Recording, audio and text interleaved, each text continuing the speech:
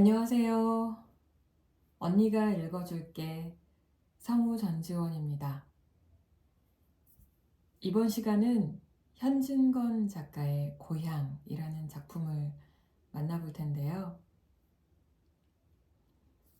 이 고향은 주인공인 나가 대구에서 서울로 가는 기차 안에서 한 남자를 만나서 그의 얘기를 듣게 되는 그런 내용입니다.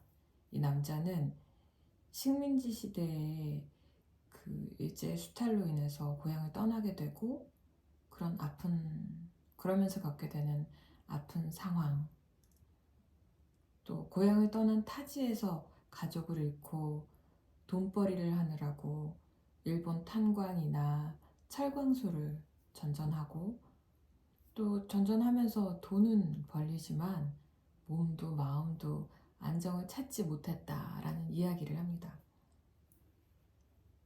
그리고 또 그리워서 들린 고향은 굉장히 황폐해져 있었어요. 그곳에서 우연히 과거에 혼담이 오갔던 여인을 만나게 되고 또 그녀의 사연을 듣게 됐다고 합니다. 그래서 그 이야기도 들려주는데요. 작품 안에서 이런 부분이 있습니다.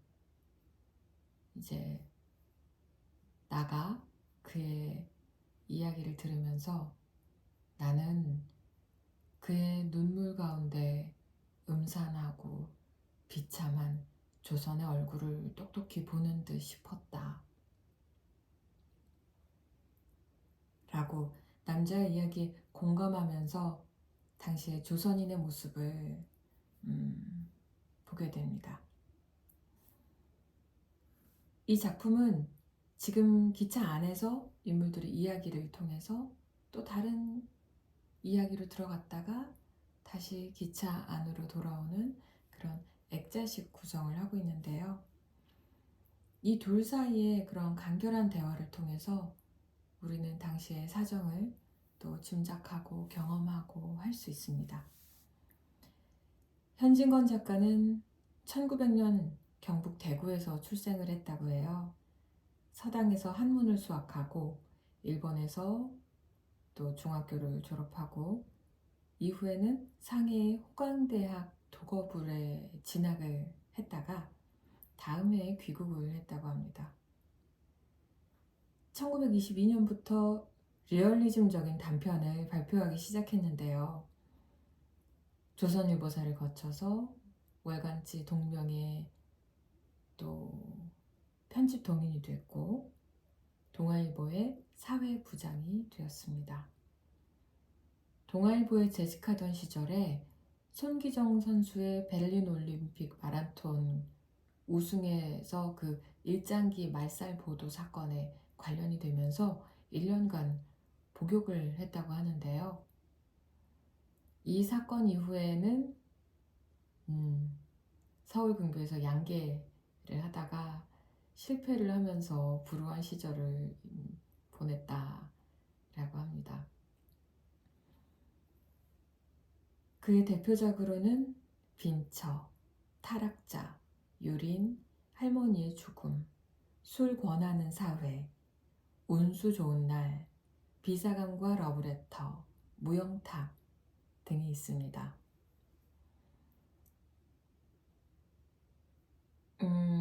사실주의 문학의 개척자라고 알려져 있고 근대 단편 소설의 모형을 확립한 작가다라고도 평가받고 있는데요.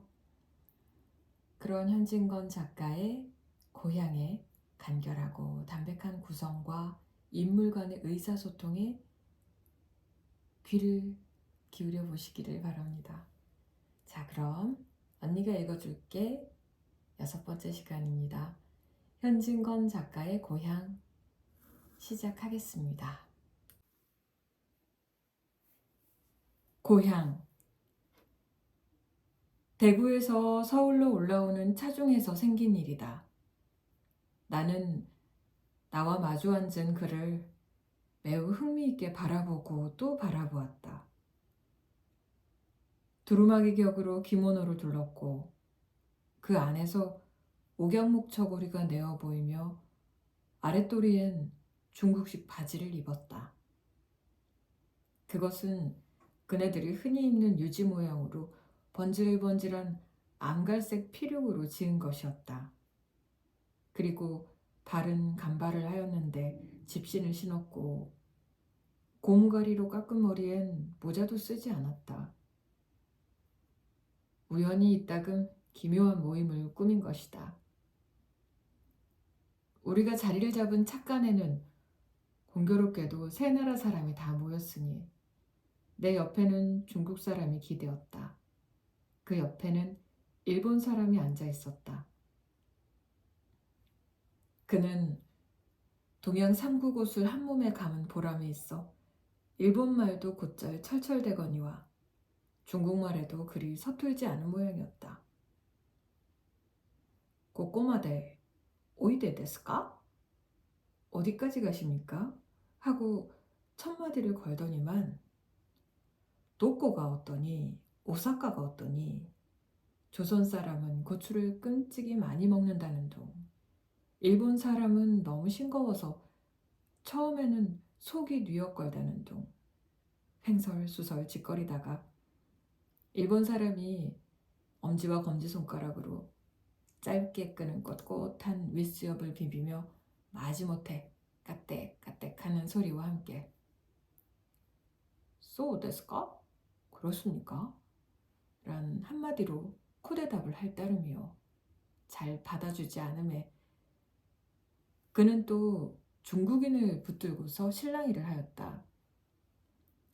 니성 나율라 주 니싱스 엄마 하고 덤벼보았으나 중국인 또한 그 기름낀 뚜한 얼굴에 수수께끼 같은 웃음을 띌 뿐이요. 별로 대꾸를 하지 않았건만. 그래도 무해라고 연애 웅얼거리면서 나를 보고 웃어 보였다. 그것은 마치 짐승을 놀리는 요술장이가 구경꾼을 바라볼 때처럼 훌륭한 재주를 갈채해달라는 웃음이었다. 나는 쌀쌀하게 그의 시선을 피해버렸다. 그 주적대는 꼴이 어줍지 않고 밉살스러웠다. 그는 잠깐 입을 닥치고 무료한 듯이 머리를 덕덕 긁기도 하며 손톱을 이로 물어뜯기도 하고 멀거니 창밖을 내다보기도 하다가 암만 해도 중절되지 않고는 못 참겠던지 문득 나에게로 향하며 어디 거좀 가는겨? 라고 경상도 사투리로 말을 붙인다. 서울까지 가요? 그런겨? 아유 참 반갑구마. 나도 서울 거 좀 가는데. 그러면 우리 동행이 되겠구마. 나는 이 지나치게 반가워하는 마시에 대하여 무엇라고 대답할 말도 없고 또 굳이 대답하기도 싫기에 덤덤히 입을 닥쳐버렸다. 서울에 오래 살았는겨? 그는 또 물었다. 6, 7년이나 됩니다. 조금 성가시다 싶었을 때 대꾸 않을 수도 없었다. 아이고 오래 살았구만. 나는 처음 길인데 우리 같은 막벌꾼이 차를 내려서 어디로 가야 응? 어디로 찾아가야 되겠는겨? 일본어로 말하면 기전야도 같은 것이 있는겨? 하고 그는 답답한 제 신세를 생각했던지 찡그려 보았다. 그때 나는 그의 얼굴이 웃기보다 찡그리기에 가장 적당한 얼굴임을 발견하였다. 군데군데 찢어진 건성드뭇한 눈썹이 오로오리 일어서며 아래로 축 처진 서슬에 양 미간에는 여러 가닥 주름이 잡히고 광대뼈 위로 뺨살이 실룩실룩 보이자 두 볼은 쪽 빨아들인다. 입은 소태나 먹은 것처럼 왼편으로 삐뚤어지게 찢어 올라가고 죄던 눈엔 눈물이 괴한 듯 30세밖엔 안 되어 보이는 그 얼굴이 10년가량은 늦어진 듯 하였다. 나는 그 신선스러운 표정에 얼마쯤 감동이 되어서 그에게 대한 반감이 풀어지는 듯하였다. 글쎄요, 아마 노동 숙박소란 것이 있죠. 노동 숙박소에 대하여 미주알고주알 묻고 나서 그 시방 가면 무슨 일자리를 구하겠는겨? 라고 그는 매달리는 듯이 또 꿰찼다. 글쎄요, 무슨 일자리를 구할 수 있을는저. 나는 내 대답이 너무 냉랭하고 불친절한 것이 죄송스러웠다. 그러나 일자리에 대하여 아무 지식이 없는 나로서는 이외에 더 좋은 대답을 해줄 수가 없었던 것이다. 그 대신 나는 은근하게 물었다. 어디서 오는 길입니까? 음, 고향에서 오는마. 하고 그는 휘 한숨을 쉬었다. 그러자 그의 신세 타령의 실마리는 풀려나왔다. 그의 고향은 대구에서 멀지 않은 K군 H란 외딴은 동리였다. 한 백호 남짓한 그곳 주님은 전부가 역둔토를 파먹고 살았는데, 역둔토로 말하면 사사집 땅을 붙이는 것보다 떨어지는 것이 후하였다. 그러므로 넉넉지는 못할 망정 평화로운 농촌으로 남부럽지 않게 지낼 수 있었다.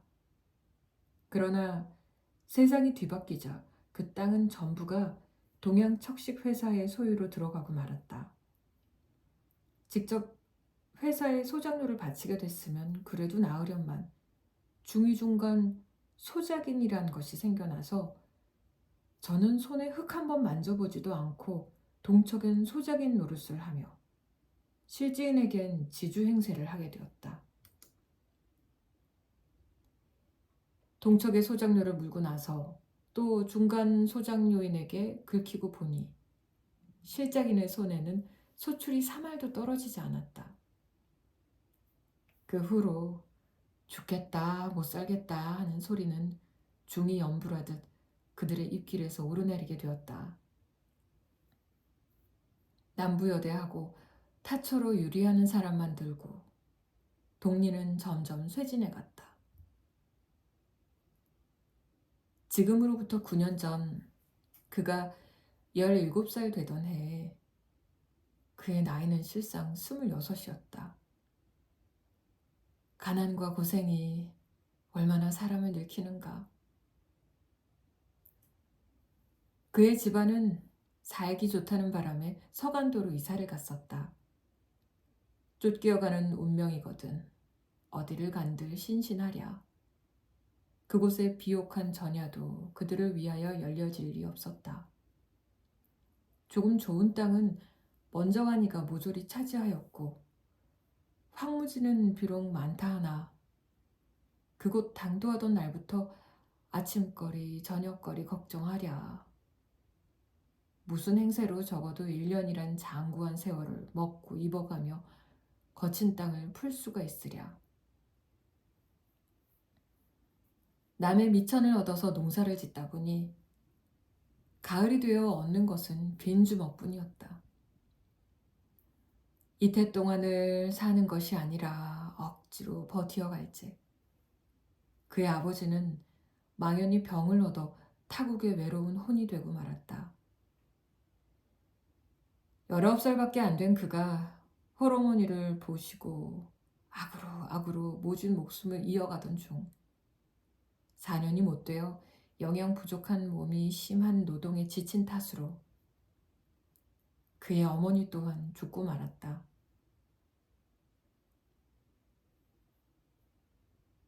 모친가장 돌아가고 맞구만. 모친가장 돌아갔어. 돌아가실 때 흰죽 한 모금 못 자셨구만.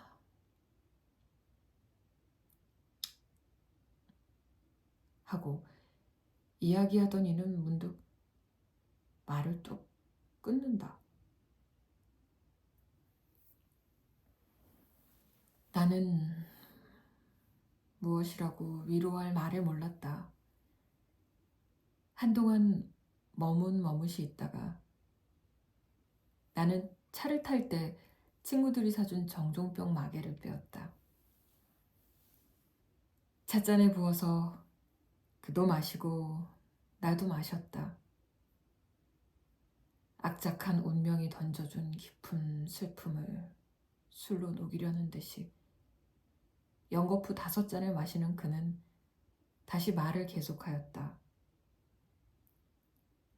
그 후 그는 부모 잃은 땅에 오래 머물기 싫었다. 신의주로 안동현으로 품을 팔다가 일본으로 또 벌이를 찾아가게 되었다. 교슈 탄광이 있어도 보고 오사카 철공장에도 몸을 담아 보았다. 벌이는 조금 나았으나 외롭고 젊은 몸은 자연히 방탕해졌다. 돈을 모으려야 모을 수 없었고 이따금 우람한 치바치기 때문에 한 곳에 주적을 오래 하고 있을 수 없었다. 화도 나고 고국 산천이 그립기도 하여서 훌쩍 뛰어나왔다가 오래간만에 고향을 둘러보고 벌이를 구할 겸 서울로 올라가는 길이라 했다.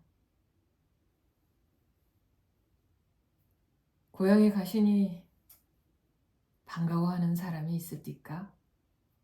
나는 탄식하였다. 아이고, 반가워하는 사람이 다 뭔기요. 고향이 저 없어졌더만. 그렇겠죠. 9년 동안이나 퍽 변했겠죠. 변하고 뭐고 간에 아무것도 없더만. 집도 없고 사람도 없고 개 한 마리도 얼씬을 않더만. 그러면 아주 패농이 되었단 말씀이요? 그렇더만. 아이 무너지다만 단만 젤비하게 남았더만. 우리 살던 집터야 안 남았을겨? 어? 암만 찾아도 못 찾겠더만. 사람 살던 동네가 그렇게 된 걸 구경했는겨? 하고 그의 짜는 듯한 목은 높아졌다. 썩어 넘어진 석가래에 뚫뚫 구르는 주추는 꼭 무덤 파서 해골 하루저치 우는 것 마냥. 아, 세상에 이런 일도 있는겨? 배겨우 살던 동리가 그 10년이 못돼 텅 없어지는 수도 있는겨?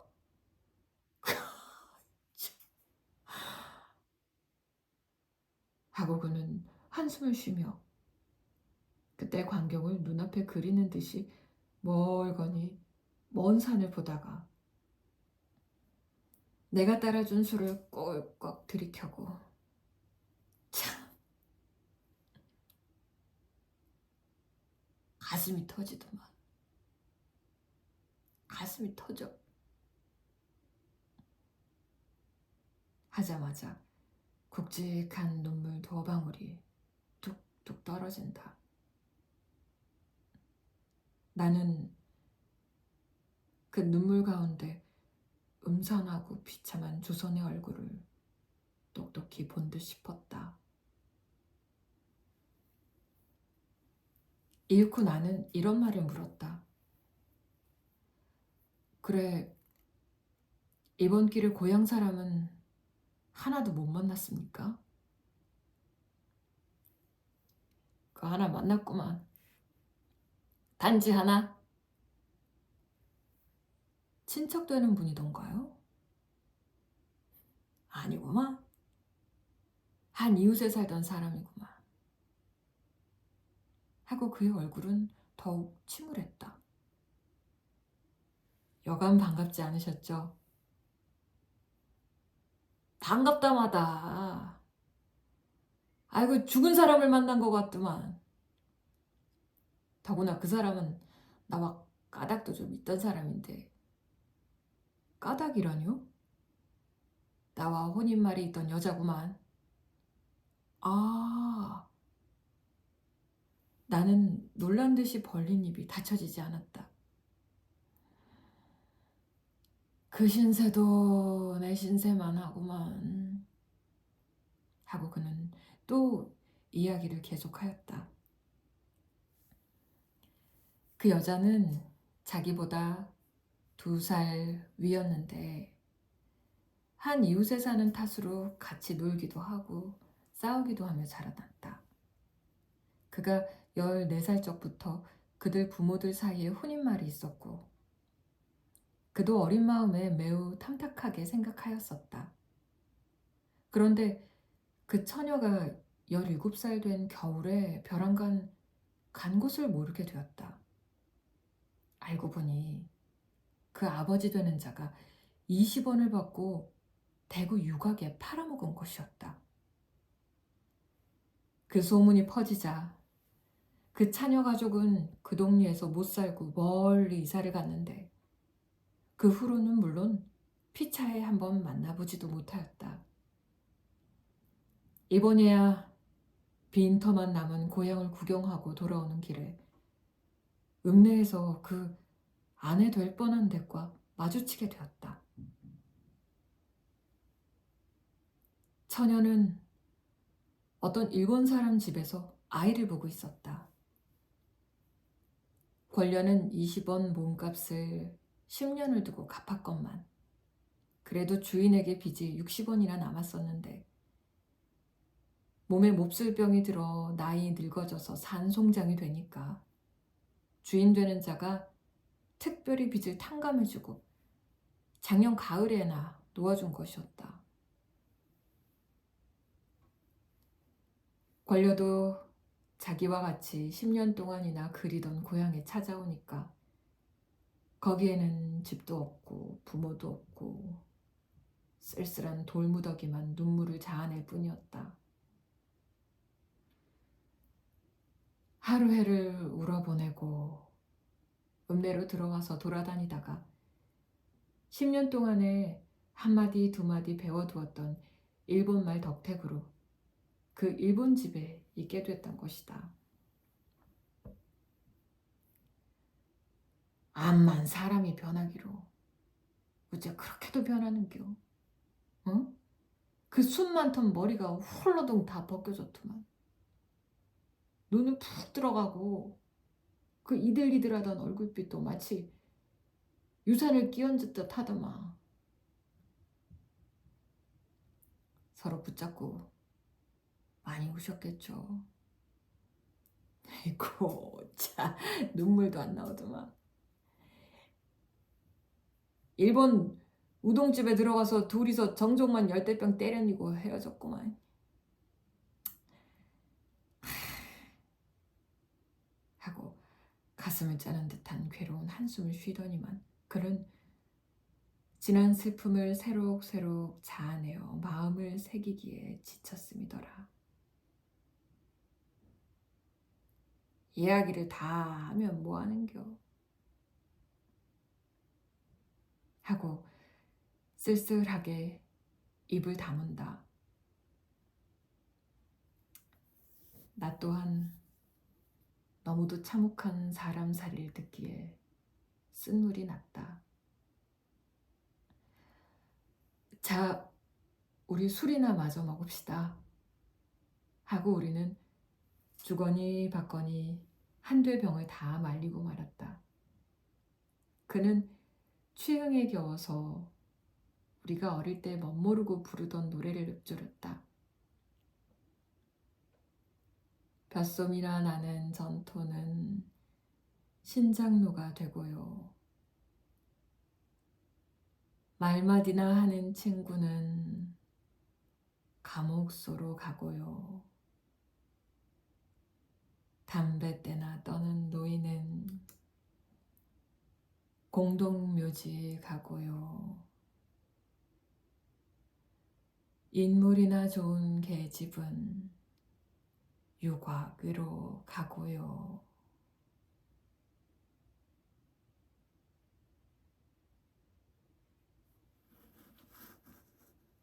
네.